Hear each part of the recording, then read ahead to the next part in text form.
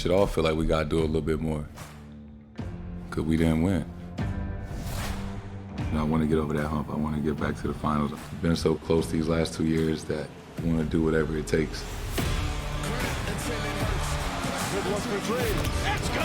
There we go. Throws it up for Tatum and throws it down. And a kiss on to the crowd. You know, we're the best team in the league, so winning takes care of everything. The NBA action last night, it was fantastic. It always is. So let's do a little coast to coast. And since we just saw the Celtics, let's start with them because they gave the Nets a hot and spicy, how do you say, hot and spicy 50-piece? Oh, yeah. Last night, Boston is now the third team in NBA history with multiple 50-point wins this season. Chiney, I mean, championship or bust for the Celtics? Oh, absolutely championship or bust because this is a championship There you go. team. The only thing that they're missing right now is quote-unquote signature wins, but I think that's by design. I think they're pacing themselves. You heard Jason Tatum earlier. They want to get to the finals. If they get there healthy, they can make some real noise. Let's move south here to Orlando, where Paolo Banchero dropped an easy 36, and the Magic beat, how do you say it, Big Body Brunson? Big Body Brunson. Big Body Brunson and the injury-riddled Knicks by 18. As the senator of the Knicks, Park, are you concerned about this season's worst losing streak? Hell no. I believe they were missing last night 4 of their key guys, rotational players. Look, it's just time for them to go into the All-Star break. They'll come back refreshed and rejuvenated. All right, let's head up the I-5 then to Philadelphia, where the Sixers had no answer for Bam Adebayo and his 23 points, 14 rebounds in the Heat win. Miami's won 6 of their last 8 games, while Philly has lost 9 of their last 12. So, Wendy, whose stock are you buying? Whose stock are you selling? Well, look, Philly's, licking their wounds until Embiid gets back. But, Miami with wins in Milwaukee and Philly on back-to-back nights without Jimmy Butler.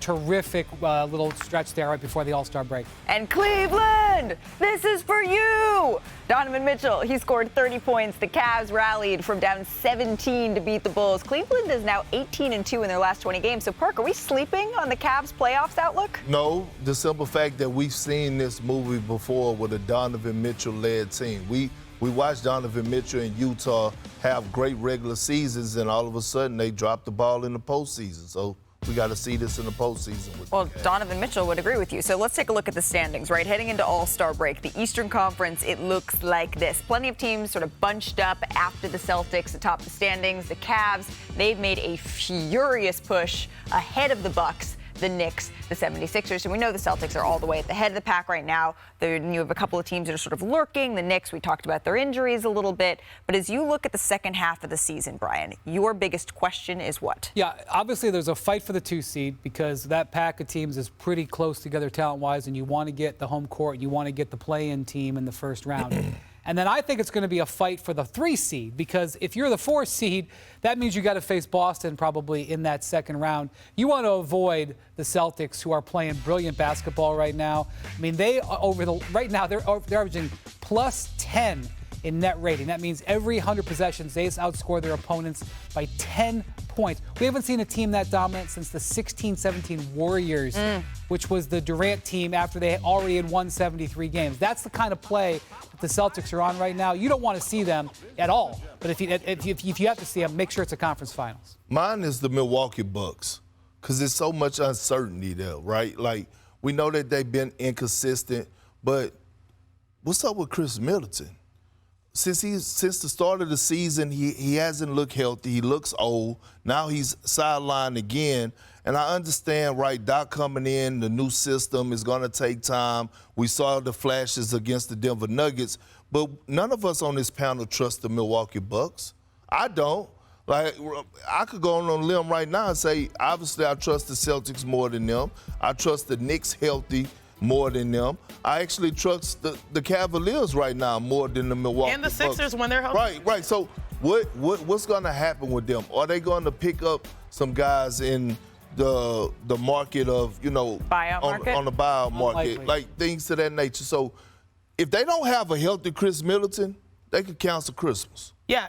Oh, well, there you go. I am right there with you, Perk, because coming into the season, the biggest acquisition was Dame Lillard. And we knew that that would change the nature of this team. Losing Drew Holiday, losing your best perimeter defender. Now you have Dame, who's going to help them late close games. But what we've seen is just, those tiny tweaks actually have had a huge impact. And now I'm thinking about the future. If this season does not work out for the Milwaukee Bucks, we've known that Giannis Antetokounmpo, he gives his all when he's out there. And especially now more because Doc Rivers is holding him accountable defensively. But I can see, if this doesn't work, he applied pressure. Could we be seeing a situation where a year or two, he isn't a Buck because this is not what he really wants? And his standard is winning championships. Yeah, I don't think you should get ahead of yourself on that. I would just say that for all the problems that the Bucks have, and we've listed them here, we could list them here now, they have tremendous top-end talent. So if you're a Bucks fan and you're trying to figure out what you think is going to happen, you're betting on that I got 2 Hall of Famers in my starting lineup and that by April or even by the end of April, by the end of the first round, they will have found a way.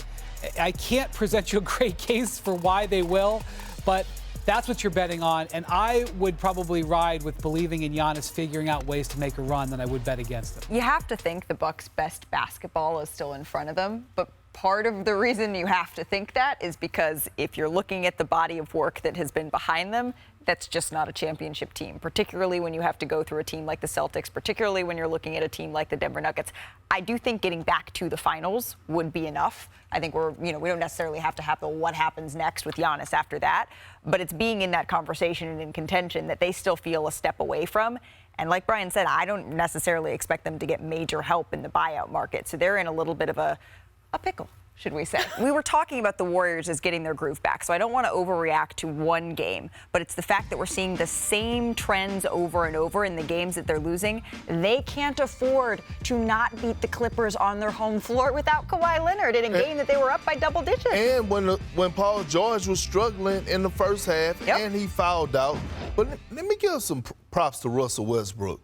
I thought yesterday when PG went out, I thought he did an exceptional job of actually being an underrated floor general, right? Dishing out the peel, making passes on time, on target. But again, we go back to the Golden State Warriors. I mean, they're going to get into the postseason. I strongly believe that. And then they're going to get bounced out in the first round. Then we just look forward to Knicks. Well, it did take 7 games against the Sacramento Kings last year and just an absolutely heroic effort by Steph Curry to make it into the second round. So we'll see what this year holds. It was an eventful night across the league last night, including in Phoenix, Arizona. And it's not just what the Suns were doing on the court and getting a win. Detroit Pistons center Isaiah Stewart punched Phoenix Suns center Drew Eubanks at the arena. This was hours before the teams played and then was subsequently arrested for assault. Eubanks was able to play in the game, and Phoenix police said Stewart was issued a citation and released. So take a listen to how both teams reacted to the incident. For me to come here, make a statement, that'd be a bit irresponsible. I know the Suns put out a statement and said it was unprovoked. I think that is irresponsible. I got here shortly around when it happened, and there's no place for anything like that in our game.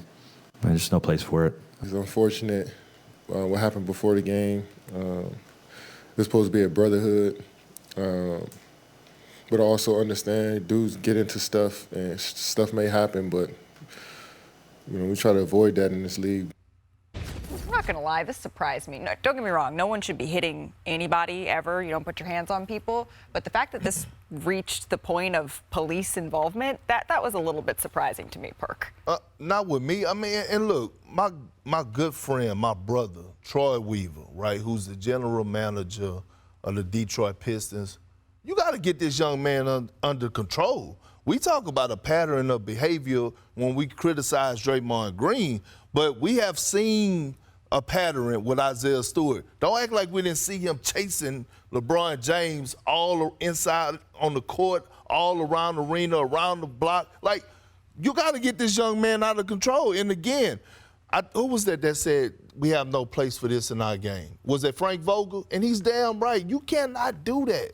I've been around the league all my life, and I've never heard of an incident like this pregame. Right, that's the thing. So it happened before they're on the court together. They're not in the same conference. I don't know of any beef that they've had, although his nickname is Beef Stew. But I don't know of any beef that they had. They weren't I checked, they hadn't played each other in college. I'm not sure. The other thing is, as you guys know, when teams arrive, visiting teams arrive, they arrive in a group. They arrive on a bus. So he would have had teammates with him.